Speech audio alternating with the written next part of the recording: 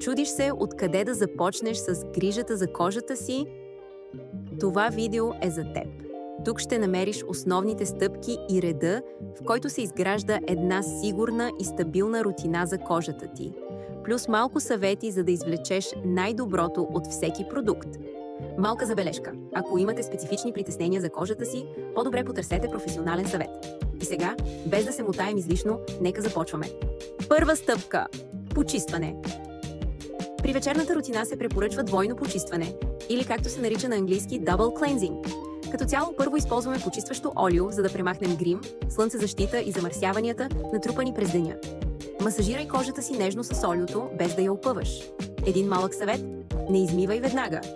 Добави малко вода и продължи да масажираш, докато олиото се превърне в бяла, млечна течност. Това всъщност е есенцията на продукта. Именно тогава активните съставки се разтварят най-добре и почистват по-ефективно, или това са качествата, изброени на опаковката на продукта. След това, тъй като остатъците от олиото не бива да остават върху кожата, почисти отново, този път с пяна или гел. Отличен опит! Ако кожата ти е по-суха или чувствителна, избери почистващ гел.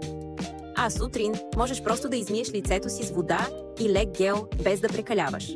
Ако кожата ти е много суха, дори само изплакване с вода може да е достатъчно, така няма да отслабваш естествената кожна бариера.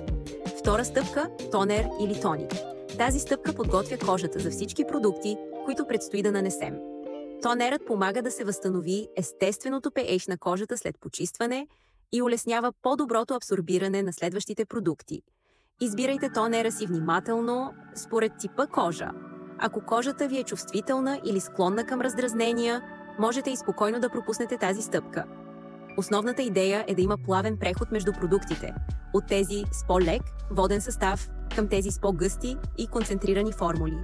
Така кожата свиква постепенно и не се стресира от твърде наситени текстури.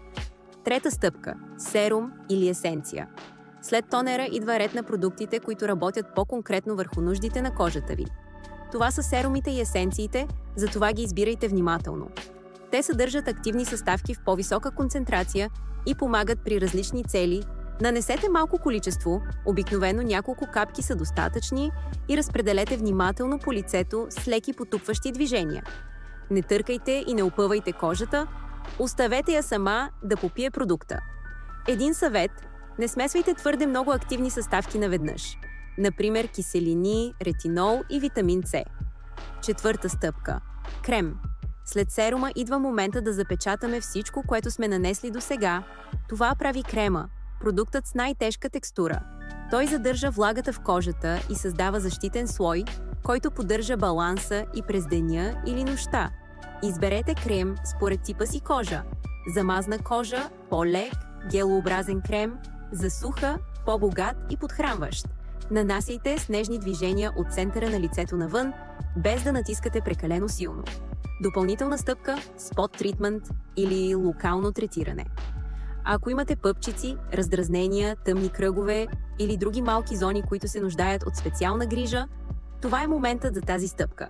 Тези продукти обикновено съдържат активни съставки, които действат директно върху проблемната зона, затова ги нанесете само там, където има нужда. При нощната рутина спираме до тук, а при сутрешна последната и най-важна стъпка е слънцезащитата. Дори когато времето е облачно, UV лъчите, вятъра, студа пак достигат до кожата и могат да причинят преждевременно стареене, пигментации и загуба на еластичност. Изберете слънцезащитен крем с поне 30 фактор и не забравяйте да нанасяте достатъчно количество и да подновявате през деня, особено ако сте на открито.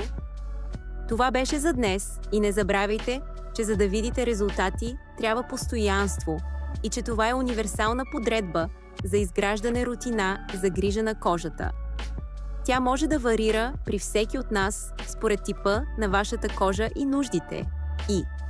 Ако видеото ви е било интересно и полезно, не забравяйте да харесате, да се абонирате и да коментирате с някой последен съвет, който включвате в рутината си, или какво ще желаете да видите в следващо видео.